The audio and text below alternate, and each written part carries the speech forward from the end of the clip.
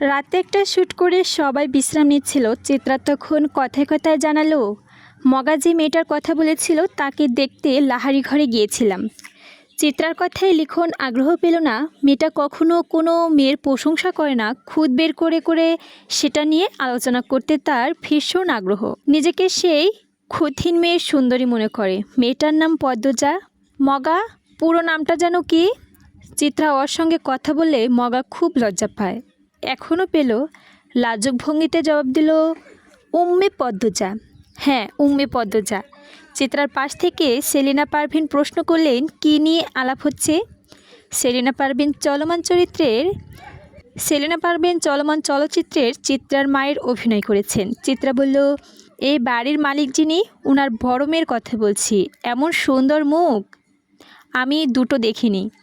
মেয়েটার মুখ দেখলে বুকের ভেতরটা নিকৃষ্ট বিশুদ্ধ ভালো লাগার জন্ম হবে।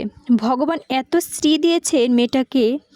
হতবাক হয়ে গেল লিখন শাহ উপস্থিত প্রত্যেককেই। চিত্রার মুখে অন্য নারীর প্রশংসা অবিশ্বাস্য। সবাইকে অবাক হয়ে তাকাতে দেখে বিব্রত বোধ করল চিত্রা। গলার জোর বাড়িয়ে বলল, সত্যি বলছি, সন্ন্যাসী ছাড়া কোনো পুরুষ ওই মেয়েকে উপেক্ষা করতে পারবে না।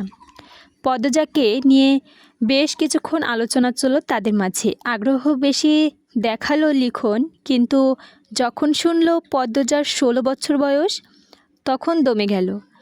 ছোট মেয়ে, হয়তো এমন বয়সী বেশিরভাগ মেয়ে স্বামীর ঘরে থাকে, তবুও লিখনের পদ্মজা খুব ছোট মনে হচ্ছে। আর একটা বোন আছে 16 বছরের, এখনও 2 বেনি করেই স্কুলে যায়। কত ছোট দেখতে। নিজের ক্ষণ সময়ের অভিলাষের কথা ভেবে অনমনে হেসে উঠল লিখন। চিত্রা তখনও পদ্মজার রূপে প্রশংসিত করছিল।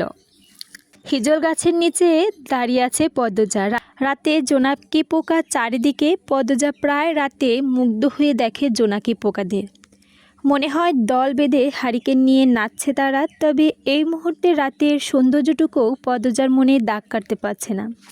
ঠোঁট কামড়াতে কাঁদছে সে, খুব জ্বলছে চোখ দুটো।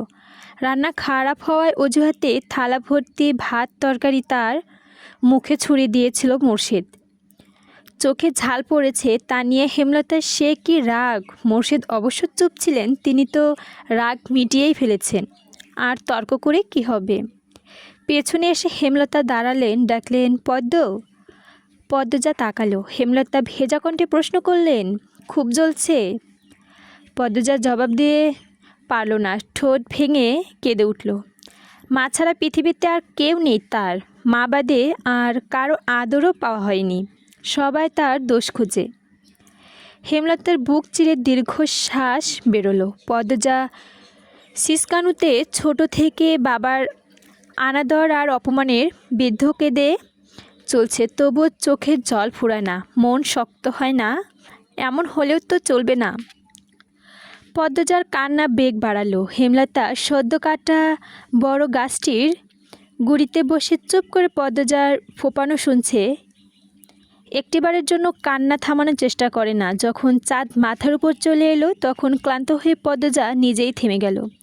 শান্ত হয়ে মায়ের পাশে হেমলতা উদাস গলায় বললেন, এভাবে চলবে না পদ্ম।